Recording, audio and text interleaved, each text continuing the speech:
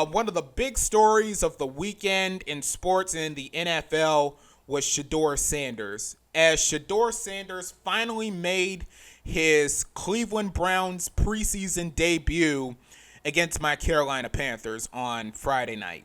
Now listen, the Browns only had two quarterbacks playing in the game. They weren't going to play Joe Flacco. He's 40 years old, and we already know that he's going to be the starter come week one.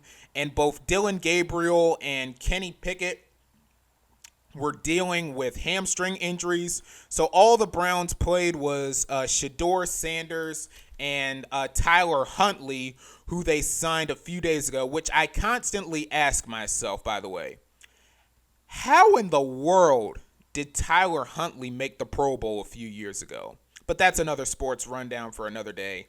And Shedeur Sanders played 3 quarters in the game on Friday, and he looked pretty darn good. Shedeur threw 14 for 23, 138 yards, and 2 touchdowns. And both of those touchdowns were absolute darts, throwing the ball into tight coverage for both of those touchdowns. Those were some nice throws from Shedeur.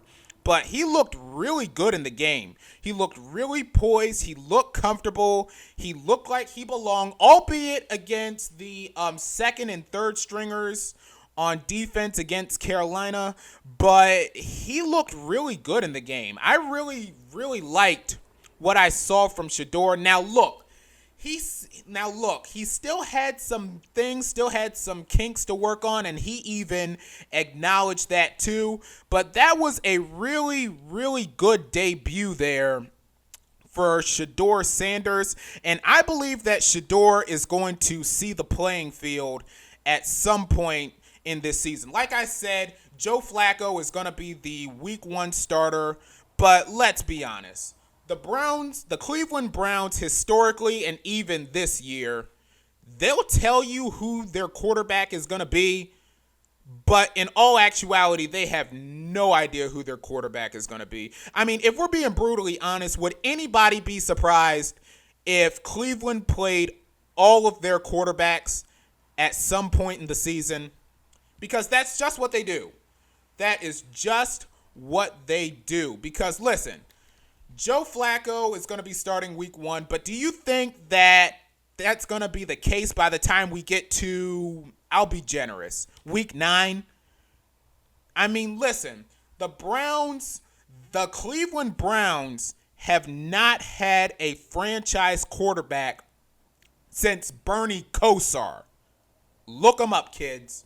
That was when the old Browns were in Cleveland, and that was before Art Modell moved the old Browns from Cleveland to Baltimore. And ever since the new Browns came back in 1999, they're still trying to figure out who their franchise quarterback is.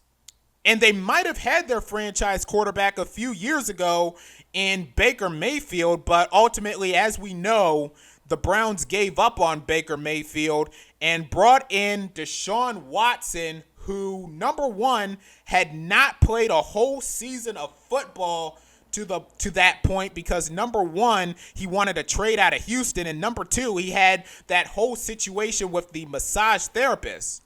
But do you know what the Browns did in spite of that?